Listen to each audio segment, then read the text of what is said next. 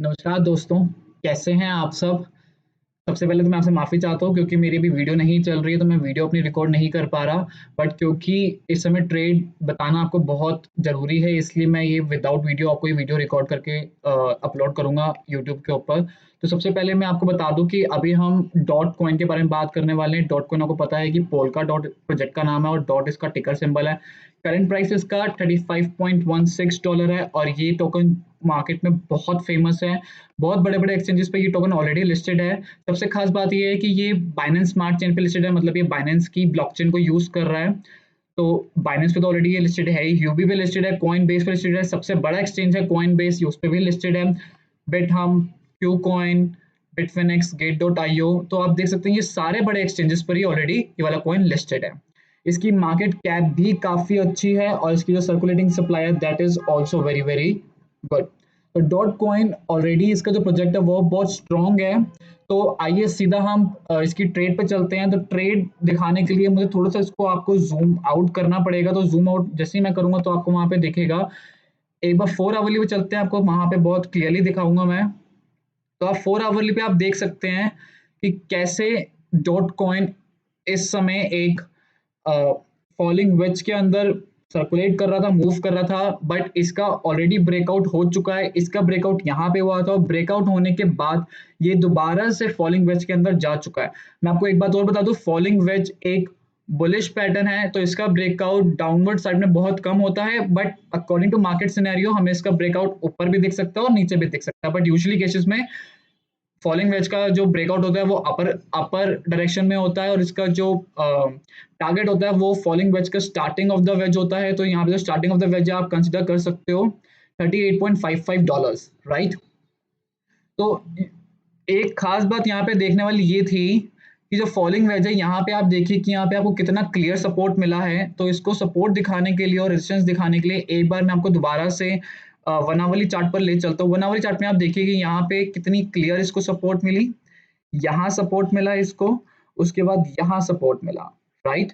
फिर यहाँ पे आप रेजिस्टेंस देखिए, ये रेजिस्टेंस थी एक, पहली रेजिस्टेंस ये थी, सेकंड रेजिस्टेंस ये, थर्ड रेजिस्टेंस में ब्रेक करने का ट्राई किया, बट इमीडिएटली जो जो कैंडल क्लोज हुई 1 आवरली वो डाउनवर्ड साइड में ही हुई। सिमिलरली जो जो यहाँ पर भी इसने ब्रेक करने का ट्राई किया, मगर जो कैंडल क्लोज हुई वो डाउनवर्ड साइड में ही हुई। अब बेसिक कंडीशन क्या होती है कि या तो हमारा रेजिस्टेंस लाइन ब्रेक होती है या फिर हमारी सपोर्ट लाइन ब्रेक होती है। तो हमारे केस में यहाँ पे सपोर्ट लाइन ब्रेक हुई विद ग्रेट वॉल्यूम। उसके बाद क्या हुआ, एक सेकंड कैंडल बनी 1 आवरली पे, वो भी हमारी डाउनवर्ड साइड में ही क्लोज हुई। अंदर जाने का ट्राई किया मगर वो अंदर नहीं जा पाई। उसके बाद क्या हुआ, हम क्या प्रेडिक्ट करते हैं एज अ ट्रेडर्स कि पहली कैंडल डाउनवर्ड साइड में क्लोज हो, उसके बाद वो रीटेस्ट करने जाए और वो कैंडल भी डाउनवर्ड डायरेक्शन में ही क्लोज हो। तो ये दो कंडीशंस तो हमारी फुलफिल हो गई थी। मगर थर्ड कैंडल आप देखो कि इस समय वो अंदर जाने का फुल ट्राई कर रही है। और ऐसा क्यों हो रहा है? ये हो रहा है बीटीसी की वजह से, बिटकॉइन की वजह से। जी हाँ दोस्तों, बिटकॉइन। तो ये आपको पैटर्न समझाने के लिए मैं आपको बिटकॉइन के चार्ट पर ले चलता हूँ। तो आप बिटकॉइन के चार्ट पर आप बहुत क्लियरली देख सकते हैं 1 आवरली पे कि कैसे बिटकॉइन 1 आवरली ईएमए रिबन को सपोर्ट ले रहा था। यहाँ पे इसने सपोर्ट लिया, थोड़ा सा ऊपर गया, उसके बाद एक कंटिन्यूस सपोर्ट ले रहा है। यहाँ पे 3 कैंडल्स का सपोर्ट मिला, फिर ये सपोर्ट झेल नहीं पाया और नीचे आ गया। रेड कैंडल हमें वॉल्यूम अच्छी खासी दिखी। उसके बाद इसकी जो विक थी वो भी नीचे की तरफ गई, मगर इमीडिएटली वो ऊपर आ गई। कैंडल हमारी ऊपर क्लोज हुई और अब आप जो कैंडल देख रहे हैं वो तो आप बिल्कुल ही ईएमए रिबन के ऊपर देख रहे हैं। तो हुआ क्या, जब डॉट कॉइन का यहाँ पे ब्रेकआउट हुआ तब बीटीसी का डाउनवर्ड डायरेक्शन में ब्रेकआउट हुआ था। बीटीसी के डाउनवर्ड डायरेक्शन में ब्रेकआउट की वजह से डॉट कॉइन भी नीचे की तरफ गया, मगर जैसे ही बीटीसी के अंदर एक पंप आया उसकी वजह से डॉट कॉइन भी के अंदर भी हमें पंप देखने को मिला। मगर आप इस समय जब मैं वीडियो बना रहा हूं तो आप बहुत क्लियरली देख सकते हैं कि कैसे यहाँ पर डॉट कॉइन इस फॉलिंग वेज के अंदर बेसिकली बहुत ट्राई कर रहा है इसको इसके अंदर जाने का, मगर यहाँ पे आप देख सकते हैं कि बुल्स और बियर्स में बहुत स्ट्रॉन्ग फाइट हो रही है और ये अंदर नहीं जा पा रहा। तो ऐसे केसेस में हम क्या करते हैं, पहले हम ये देखते हैं कि जब हमारा ब्रेकआउट हुआ था उस केस में हमें कितना प्रॉफिट हुआ। तो कितने की परसेंटेज हमारी ट्रेड हुई, ये आपकी ट्रेड हुई नियर अबाउट 2%। तो 2% की ट्रेड शॉर्ट टर्म में तो बहुत सही है, मगर लॉन्ग टर्म में हम इसको कैसे देख सकते हैं।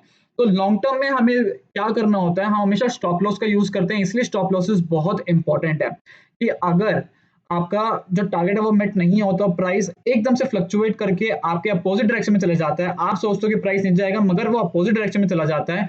वहां पे स्टॉप लॉस बहुत मैटर करता है। तो आपको स्टॉप लॉस जो लगाना चाहिए था वो आपको लगाना चाहिए था इस रेजिस्टेंस लाइन के ऊपर या इससे जस्ट थोड़ा सा ऊपर, जब फॉलिंग वेज के अंदर एंट्री हुई थी। मतलब आप अपना स्टॉप लॉस लगा सकते थे नियर अबाउट 35 के आसपास, ताकि अगर यहाँ से प्राइस डाउनवर्ड जाके दोबारा से अपोजिट डायरेक्शन में जाएगा तो आपका स्टॉप लॉस एनकाउंटर हो जाएगा और वो स्टॉप लॉस से आपकी ट्रेड एंड हो जाएगी। तो इससे आपका ज्यादा पैसा लूज नहीं होता और आपकी जो ट्रेड रहती है वो हमेशा सेफ रहती है।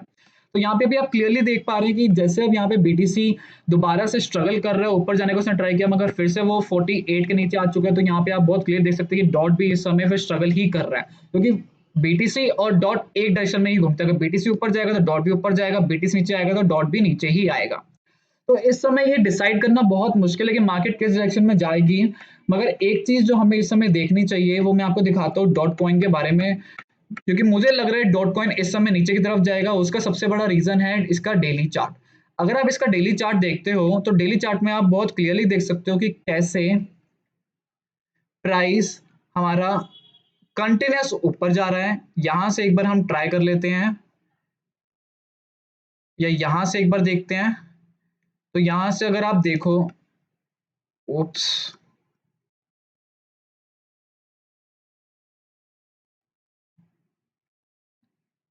तो यहां से अगर आप देखो हमारा ये जो 1 आवर जो डेली का जो चार्ट है, यहाँ पे जो प्राइस है वो कंटिन्यूस ऊपर गया मगर आरएसआई के अंदर हमारा जो आरएसआई है वो डाउनवर्ड डायरेक्शन में जा रहा है।